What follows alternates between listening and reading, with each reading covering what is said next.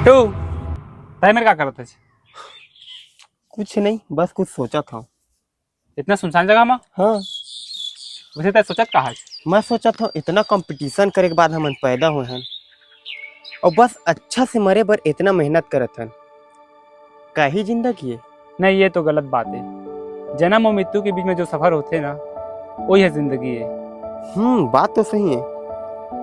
वैसे मरे के बाद हमारे साथ का होते? सिंपल है, सब भूत बन जाते। अरे भाई डरवा मत ना फालतू के मोला। वैसे भी है भूत ऊत के बात में मोला भरोसा नहीं है। तो भगवान ऊपर भरोसा है? हाँ बिल्कुल, सबका होते। हाँ, तो जे मेरा अच्छाई होते में बुराई भी होना जरूरी है। ए ज्ञान हे मेरा किल्लम का करत हस? अकेला कहाँ, ये हवा ने मोर साथ में। कौन? अरे कोई नहीं, पूछा चले मैं चल। अरे बता तो सही का बात है तेला। हाँ बोल, का बोलत रहे?